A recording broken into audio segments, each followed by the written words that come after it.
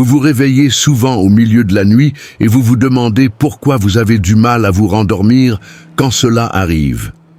Eh bien, cela pourrait être parce que vous faites partie des élus de Dieu. Assurez-vous de regarder cette vidéo jusqu'à la fin, je vais vous expliquer pourquoi Dieu vous réveille entre 3h et 5h du matin.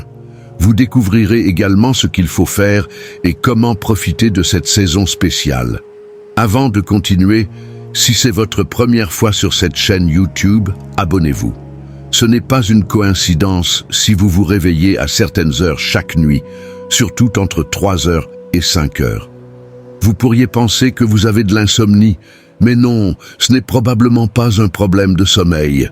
En réalité, quelque chose de spirituel se passe. Dieu essaie de vous atteindre en tant que l'un de ses élus. Au lieu de paniquer à cause de votre manque de sommeil, écoutez la raison pour laquelle Dieu vous garde éveillé à cette heure de la nuit. Il existe plusieurs veilles, y compris celle entre 3h et 5h du matin. C'est la 4e et dernière veille, et elle est très importante car c'est une heure de visitation, un moment où Dieu visite ses élus avec des ministères angéliques. Pendant cette 4e veille, vous pouvez vivre des rencontres qui changeront votre vie et celle des générations futures. Cela se voit dans la Bible, dans le livre de la Genèse 32-26, où il est dit « Alors l'homme dit « Laisse-moi partir, car il fait jour. » Mais Jacob répondit « Je ne te laisserai pas partir sans que tu me bénisses. » Il s'agissait de la rencontre de Jacob avec un ange, et on croit que cet événement s'est déroulé entre 3h et 5h, car c'est généralement l'heure la plus sombre avant l'aube. Vous pouvez voir que l'ange suppliait Jacob de le laisser partir, car le jour se levait. La visitation de Jacob par l'ange a transformé sa vie à jamais.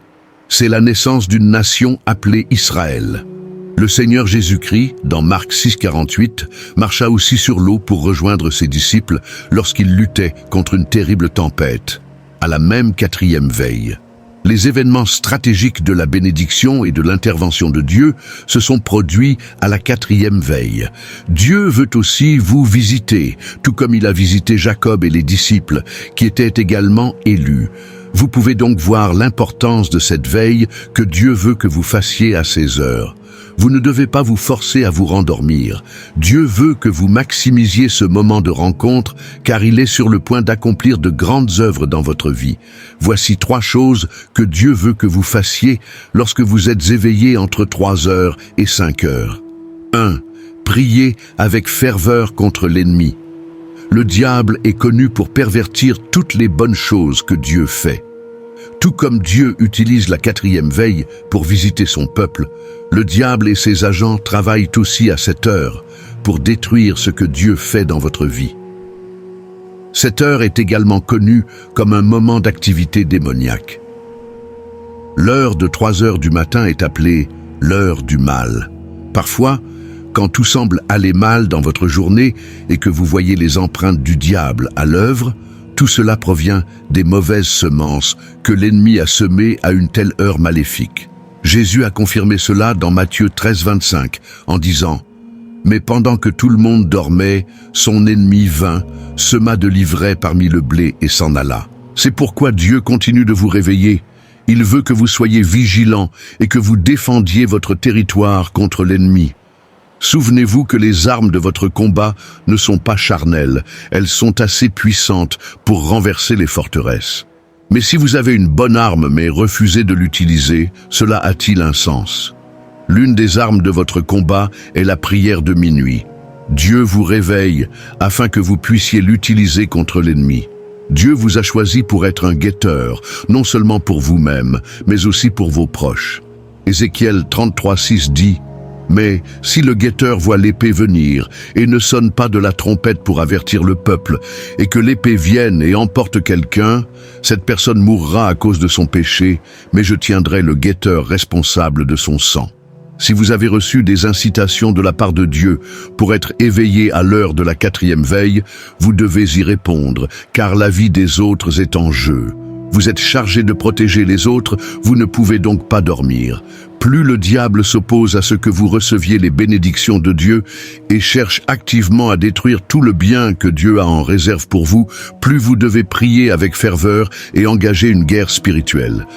Vous devez être proactif dans votre résistance à toute tentative de vous détourner du but de Dieu pour votre vie. Il est aussi important de vous souvenir de vos rêves avant de vous réveiller.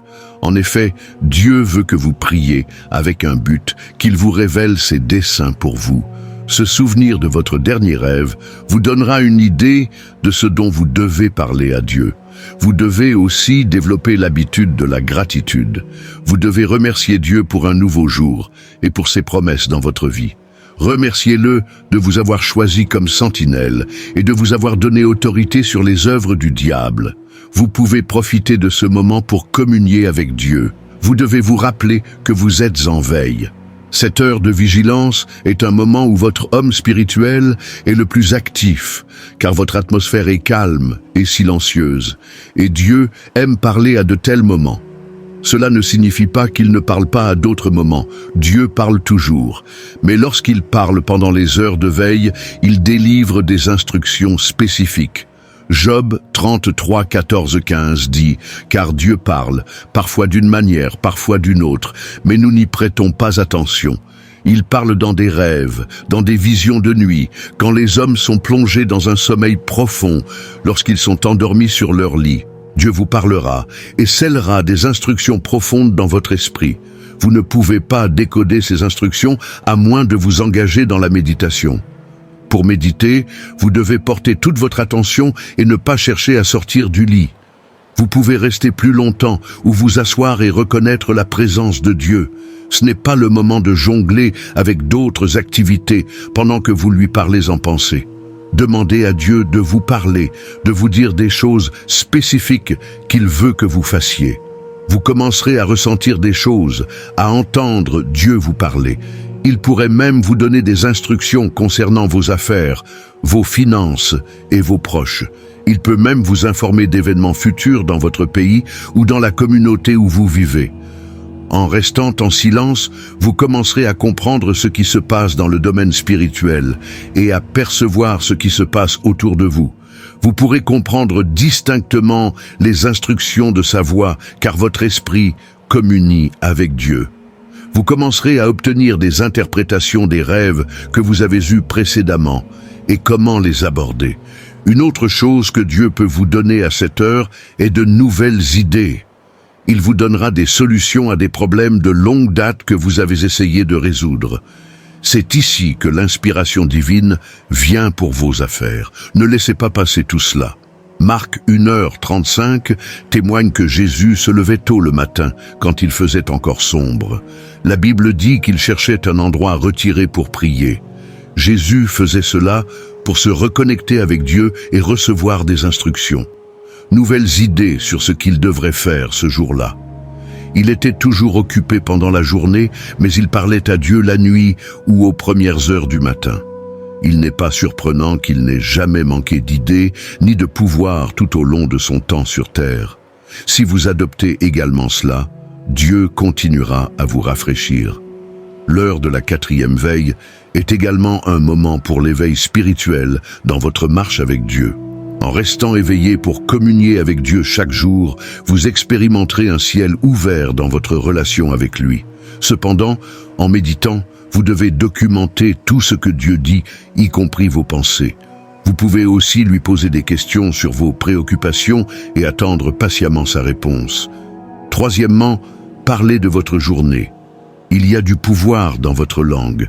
La Bible dit que la mort et la vie sont au pouvoir de la langue.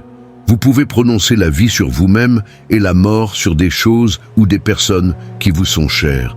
Malheureusement, beaucoup de chrétiens n'utilisent pas leur pouvoir.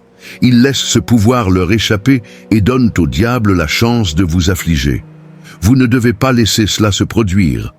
Utilisez donc le pouvoir de votre langue pour parler et remodeler votre journée.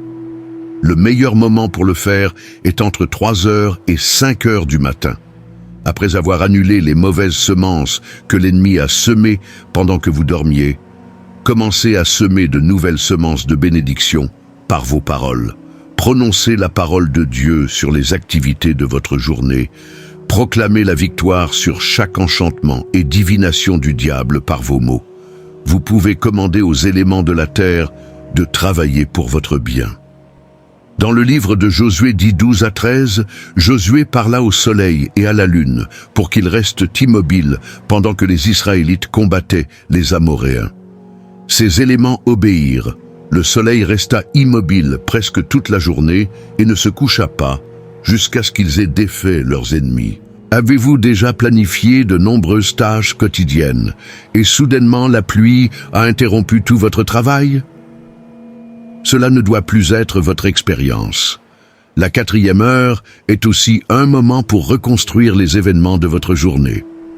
Vous pouvez arrêter la pluie comme je l'ai fait pendant 3 ans et 6 mois. Vos déclarations sont si puissantes parce que Dieu honore les mots que vous prononcez. Maintenant que vous comprenez votre place en tant que gardien et comment maximiser ce moment spécial avec Dieu, vous devez aussi savoir comment maintenir ce moment de rencontre. Vous devez vivre une vie qui honore Dieu. Vous magnifiez les activités de votre chair chaque fois que vous péchez et votre esprit perd sa puissance. Lorsque votre esprit est mort, il ne peut plus comprendre les promesses de Dieu. Vous devez vivre consciemment dans l'esprit et vous séparer de tout ce qui entrave votre relation avec Dieu. Une façon de renforcer votre esprit est de prier dans l'Esprit Saint. Dites-lui ce que Dieu dit à propos de vous. Comment pouvez-vous être sûr de ne pas vous rendormir lorsque Dieu vous incite à prier? C'est très simple. Ayez la détermination d'obéir à Dieu. Vous ne rejetterez pas ses incitations et ne succomberez pas au sommeil. Si vous respectez Dieu, vous serez peut-être fatigué après le travail, mais votre respect pour lui vous fera vous lever lorsqu'il aura besoin de vous rappeler. Vous êtes le collaborateur de Dieu. Il s'associe avec vous pour accomplir sa volonté sur terre. Mais lorsque vous ne lui répondez pas, il se sent triste, car votre négligence à ce moment-là peut avoir de graves conséquences. Vous devez être intentionnel dans la création de temps pour Dieu le matin. Vous ne pouvez pas pleinement connaître la voix de Dieu tant que vous ne passez pas du temps avec lui régulièrement. Vous devez vraiment désirer une relation avec Dieu. La plupart du temps, lorsqu'il vous pousse à rester éveillé, ne lui demandez pas toujours ce dont vous avez besoin. Cherchez à le connaître personnellement et ouvrez-lui votre cœur pour que votre esprit puisse communiquer avec lui. Alors, la prochaine fois que Dieu vous réveille, ne vous rendormez pas. Prions. Père, je viens devant toi aujourd'hui et je te remercie pour prendre soin de moi, comme tu le fais. Je ne suis pas suffisant sans toi. Tu es mon aide et celui qui me soutient. Merci pour les paroles que j'ai reçues aujourd'hui. Merci pour avoir révélé ta volonté pour ma vie. Je suis reconnaissant pour la manière dont tu m'as porté dans tes bras jusqu'à maintenant. Je suis humble devant ta bonté envers moi. Elle a été accablante et je t'adorerai toujours. Seigneur, je te demande de sonder mon cœur et de voir s'il y a quelque chose que je fais qui ne te plaît pas et aie pitié de moi. Je me repens de tout ce que tu n'aimes pas et je reçois ta force par l'Esprit Saint pour toujours vivre selon tes préceptes et accomplir tes plans pour moi. Saint-Esprit, je te demande ton aide car je ne peux accomplir aucune tâche que tu m'as donnée. Aide-moi à comprendre les leçons que tu m'as enseignées aujourd'hui sur l'heure de la 4e veille. Je ne sais pas comment maximiser cette saison par moi-même. J'ai besoin que tu me rendes conscient quand tu me réveilles pendant que je m'assieds avec toi en méditation. Donne-moi la grâce d'être sensible à tes instructions pour moi. Ô Seigneur, je te demande de me fortifier afin que je ne me rendorme pas pendant que tu communiques avec moi. Jésus, je te rends ma vie.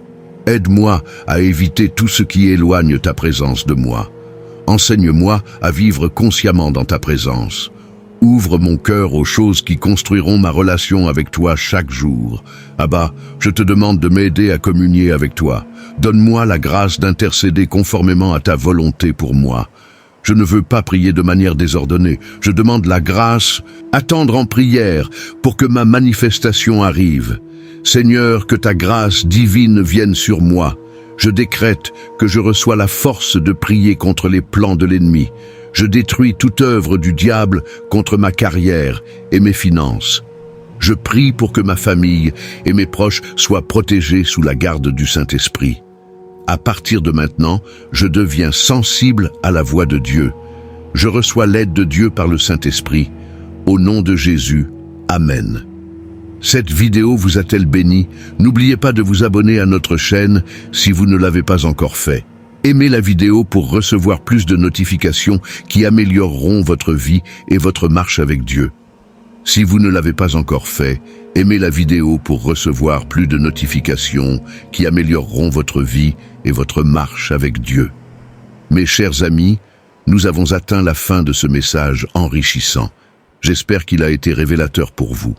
Avant de nous séparer, je vous demande de bien vouloir partager cette vidéo si vous croyez qu'elle peut toucher et aider d'autres membres de notre grande famille chrétienne qui sont encore dans l'ignorance.